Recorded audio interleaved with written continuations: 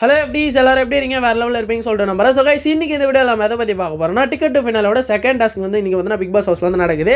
So இந்த task பார்த்தீங்கன்னா ஒவ்வொருத்தரும் பயங்கரமாக விளையாட ஆரம்பிக்கிறாங்க. பார்க்கும்போது என்னடா பீஸ்ட் மாதிரி விளையாடுறீங்க அப்படின்ற மாதிரி தான் இருந்தது. ஸோ சொல்லி ஆகணும், நம்ம டாஸ்க்கு பீஸ்ட் நம்ம ராயன்லாம் வந்து பார்த்தீங்கன்னா காலை உடச்சிக்கிற அளவுக்கு பார்த்தீங்கன்னா விளையாடிட்டு இருந்தார். ஸோ நேற்றுக்கான டாஸ்க்கை பார்க்கும்போது பார்த்தீங்கன்னா இந்த டாஸ்க் எவ்வளோ பரவாயில்லடா அப்படின்ற மாதிரி தான் இருந்தது.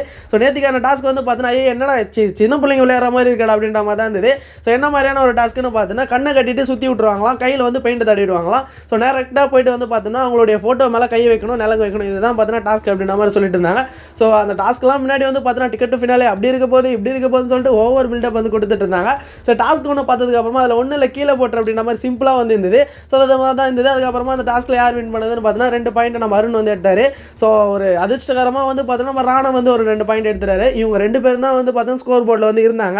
ஸோ இன்னைக்கான டாஸ்க் வந்து பார்த்தீங்கன்னா செகண்ட் டாஸ்க் வந்து வச்சாங்க. பரவாயில்ல, இன்னைக்கு பயங்கரமாக இருந்ததுன்னு சொல்லணும். ஸோ ஒவ்வொருத்தரும் பார்த்தீங்கன்னா கையை உடச்சிக்கிட்டேன்னா காலை உடச்சிக்கிட்டேன்னா பயங்கரமாக வந்து பார்த்தீங்கன்னா ஆடிட்டு இருந்தாங்க. ஸோ என்ன மாதிரியான ஒரு டாஸ்க்குன்னு பார்த்தீங்கன்னா நெருப்பு குழி அப்படின்றதான் இந்த டாஸ்க்கான பேர். ஸோ அதாவது வந்து பார்த்தீங்கன்னா கொடி கம்பல் தான் அவங்களுடைய ஃபோட்டோலாம் வந்து பார்த்தீங்கன்னா கிளிப்பு போட்டு மாட்டி வச்சுருவாங்க போல். ஸோ ஸ்டார்டிங் பாயிண்ட்லேருந்து ஓடி வந்து யாரை எலிமினேட் பண்ணணும்னு நினைக்கிறாங்களோ ஸோ அவங்களுடைய ஃபோட்டோவை எடுத்துகிட்டு போயிட்டு பக்கத்தில் இருக்க பெல்லை வந்து பார்த்தீங்கன்னா சுற்றியெல்லாம் அடிக்கணும். ஸோ அப்படி அடித்ததுக்கப்புறமா வந்து பார்த்தோம்னா ஸோ யார் அந்த ஃபோட்டோ ஃபஸ்ட்டு எடுத்துகிட்டு வராங்களோ ஸோ பெல் அடித்ததுக்கப்புறமா அந்த ஃபோட்டோ வந்து எரிக்கணும். ஸோ அப்படி எரிச்சவங்க வந்து பார்த்தீங்கன்னா அடுத்தது வந்து பார்த்தீங்கன்னா கேமில் வந்து கண்டினியூ பண்ண முடியாது அப்படின்றதான் டாஸ்க்கு. ஸோ நீங்கள் ப்ரோமோவில் கூட வந்து பார்த்துருப்பீங்க, நம்ம முத்து வந்து பார்த்தீங்கன்னா ஆட்டம் பயங்கரமாக வந்து ஆடுறாரு.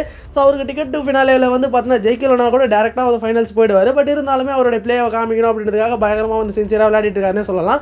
ஸோ அது மட்டும் இல்லாமல் பயங்கரமான ஒரு ஸ்ட்ராட்டஜி இந்த இடத்துல வந்து காமிக்கிறாருன்னு சொல்லலாம். ஸோ ப்ரோமோவில் கூட வந்து பார்த்துருப்பீங்க, ஃபஸ்ட்டு வந்து பார்த்தீங்கன்னா ஒரு இந்த கேமில் வந்து பார்த்தீங்கன்னா ஒரு 2-3 ரவுண்ட் வந்து காமிச்சிருப்பாங்க அந்த ப்ரோமோலேயே, நீங்களுமே வந்து பார்த்துருப்பீங்க. ஃபஸ்ட்டு ரவுண்டில் வந்து பார்த்தோம்னா நம்ம முத்து ஓடி போயிட்டு ராணுவோடைய ஃபோட்டோ வந்து எடுத்துருப்பாரு. ஏன்னு பார்த்தீங்கன்னா ஃபஸ்ட்டு ரவுண்ட்லேயே வந்து பார்த்தீங்கன்னா ராணுவ டபுள் பாயிண்ட் வந்து வச்சிருக்காரு.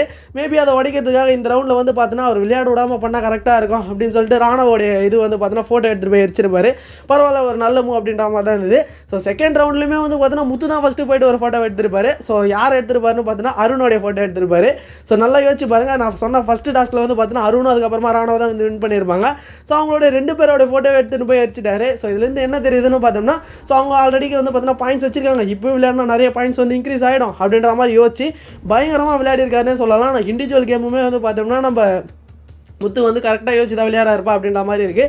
ஸோ இந்த இடத்துல வேறு யாராவது ஃபோட்டோ எடுத்திருந்தா கூட ஸோ அருணோடைய பாயிண்ட்டும் சரி ராணுவோடைய பாயிண்ட்டும் சரி ரொம்ப இன்க்ரீஸ் ஆகிட்டே போயிட்டுருக்கும். ஸோ இந்த இடத்துல வந்து பார்த்தோன்னா அவங்க விளையாட விடாமல் ஃபஸ்ட்லேயே தடுத்துட்டாங்கன்னா ஸோ இப்போ பாயிண்ட்ஸ் எடுத்தாலுமே வந்து பார்த்தோன்னா அடுத்தடுத்த மேட்ச்சில் டேலி பண்ணிக்கலாம் அப்படின்ற ஒரு ஸ்ட்ராட்டஜியோட பார்த்தோன்னா முத்து பயங்கரமாக யோசிச்சு வந்து விளையாடிட்டு இருக்காருன்னு சொல்லலாம்.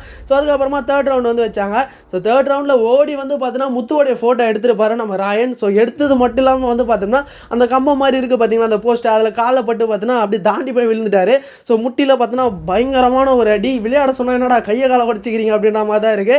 ஸோ நம்ம ராணுவம் வந்து பார்த்தீங்கன்னா கையை உடச்சிட்டு ஏதோ 3 வாரம் ஆகிடுச்சு. பட் இருந்தாலுமே வந்து பார்த்தீங்கன்னா அந்த ஒரு இதுவால் வந்து சரியாக விளையாட முடியல அப்படின்றதான் என்னுடைய பாயிண்ட் ஆஃப் வியூ. ஸோ அது மாதிரி ஏன்டா கையை காலை உடச்சிக்கிற அளவுக்கு விளையாடுறீங்க அப்படின்ற மாதிரி தான் இருக்குது. நம்ம சௌந்தர்யா ஜாக்லின்லாம் பாருங்கள், அசால்ட்டாக வந்து பார்த்தீங்கன்னா பொறுமையாக வந்துட்டு இருக்காங்க. அந்த மாதிரி விளையாடுங்கடா அப்படின்ற மாதிரி தான் நான் சொல்லுவேன். ஸோ அவங்க பார்த்தீங்கன்னா அசால்ட்டாக வந்து எடுத்துக்கிறாங்க. ஸோ பாய்ஸ் தான் வந்து பார்த்தோம்னா நான் பண்ணுறேன்டா பிடுங்குறேன்டா அப்படின்ற மாதிரி வந்து பார்த்தீங்கன்னா ஓடி வந்து கையை காலை வந்து உடச்சிக்கிறாங்க. பட் ஹைலைட்டான ஒரு மேட் என்னென்னு பார்த்தீங்கன்னா இந்த டாஸ்கோட எண்டிங்கில் யார் வின் பண்ணதுன்னு சொன்னால் செம்ம ஷாக்கிங் ஆகிடுவீங்க. ஸோ யாருன்னு பார்த்தோம்னா நம்ம ராயன் தான் வின் பண்ணியிருக்காங்க அப்படின்ற மாதிரி ஒரு அப்டேட் வந்து கிடச்சிருக்கு. ஸோ ஆல்மோஸ்ட் வந்து கன்ஃபார்ம் ஆகலை. ஸோ 5 பாயிண்ட்ஸ் எடுத்து வின் பண்ணியிருக்காரு அப்படின்ற மாதிரி வந்து சொல்கிறாங்க. ஸோ அதுக்கப்புறமா வந்து பார்த்தீங்கன்னா செகண்ட் பிளேஸில் அந்த டாஸ்கோடைய செகண்ட் பிளேஸில் வந்து பார்த்தோம்னா நம்ம சௌந்தர்யா வந்து வின் பண்ணிக்கிறதா வந்து சொல்லியிருக்காங்க. ஸோ என்ன கதை ஏது கதைன்னு தெரியல, ஒரு வேளை பார்ட்னர்ஷிப் போட்டு விளையாடி இருப்பாங்களோ இவங்க அப்படின்ற மாதிரி தான் இருக்குது. ஸோ நம்ம ராயன் வந்து பார்த்தீங்கன்னா 5 பாயிண்ட்ஸ், அதுக்கப்புறமா நம்ம சௌந்தர்யா வந்து 4 பாயிண்ட்ஸ் இருக்கிறதா வந்து சொல்லியிருக்காங்க. ஸோ இவங்களுமே வந்து பார்த்தீங்கன்னா அந்த டிக்கெட் ஃபினாலே போர்டில் வந்து வந்திருக்கிறதா வந்து சொல்லியிருக்காங்க. ஸோ இது ஒரு அப்டேட் மாதிரி தான் வந்து கிடச்சிருக்கு. ஸோ ஆல்மோஸ்ட் வந்து 90% தான் வந்து கன்ஃபார்ம் ஆயிருக்கு. இன்னும் 10% வந்து கன்ஃபார்ம் ஆகல. லைவ்ல வந்து அதையும் கன்ஃபார்ம் பண்ணிடலாம். ஸோ இதுதான் இப்போ கிடச்சிருக்க அப்டேட்டு. ஸோ இந்த இன்ஸ்டன்டான அப்டேட் வந்து உங்களுக்கு பிடிச்சிருக்குன்னு நினைக்கிறேன். ஸோ வரப்போகிற இதுக்கப்புறம் டாஸ்க்லாம் பார்த்தீங்கன்னா இன்னும் பயங்கரமாக இருக்க போகுது அப்படின்றது இதுவே ஒரு பெரிய எக்ஸாம்பிளாக வந்து இருக்குது. ஸோ இந்த டாஸ்க்கை பற்றி நீங்கள் என்ன நினைக்கிறீங்க அப்படின்றத மறக்காம கமெண்ட் செக்ஷனில் சொல்லிட்டு போங்க. ப்ளீஸ் இன்னொரு இன்ஸ்டன்டான அப்டேட்டோட பார்க்கலாம். தேங்க்ஸ் ஃபார் வாட்சிங்.